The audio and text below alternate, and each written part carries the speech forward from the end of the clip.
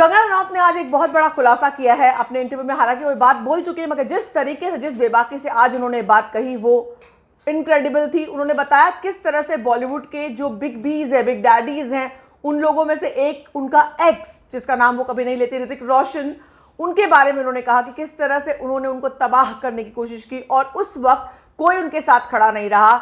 करण जौहर ने London school of economics में जाकर सबके सामने कह दिया कि कंगना को इंडस्ट्री छोड़ देनी चाहिए। जावेद अख्तर ने कह दिया उसे सुसाइड कर लेना चाहिए।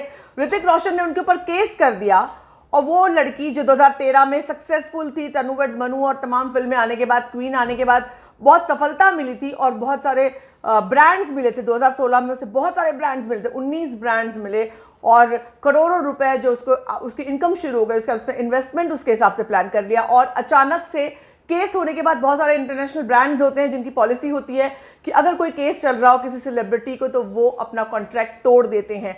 तो 2 महीनों में उन 19 ब्रांड्स में से 18 ब्रांड्स ने अपना कॉन्ट्रैक्ट तोड़ दिया।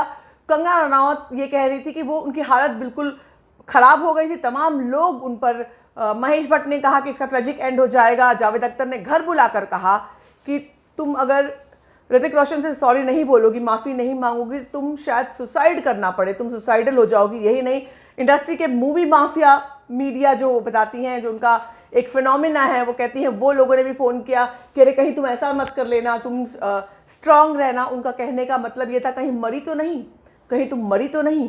इन शब्दों का इस्तेमाल कंगना ने कहा। उन्होंने कहा कि अचानक, अर्नब ने पूछा कि क्यों ऐसा, तो उन्होंने कहा अचानक से आपको लिम्फोमेनिक, विच, डायन, मैन ईटर, इस तरह की, अगर आप याद करें तो कंगना और ऋतिक की जो कंट्रोवर्सी हुई थी, जहां ये कहा गया था, कंगना की ओर से उन्होंने उसे एक्स कहा, ऋतिक उस पर चिढ़ गए। उसके बाद से किसी को इंडस्ट्री में पता नहीं था कि इनका अफेयर चल रहा है या इनके बीच कुछ भी चल रहा है। उसके बाद ऋतिक ने उनके ईमेल से लेकर, उनकी तस्वीरें से लेकर के कि वो काला जादू करती थी, वो जादू में विश्वास करती थी, वो अपनी प्राइवेट तस्वीरें उनको भेजती थी और वो पागल हैं और वो मैनिएक हैं, इस तरह की तमाम बातें कही, जो दोनों पक्ष बिल्कुल अलग अलग थे। लोगों ने जजमेंटल हुए, लोग, किसी ने ऋतिक को सही बताया, कुछ लोगों ने कंगना को सही बताया, मगर उस समय पूरी इंडस्ट्री ऋतिक के साथ खड़ी रही, कंगना का साथ किसी ने नहीं दिया।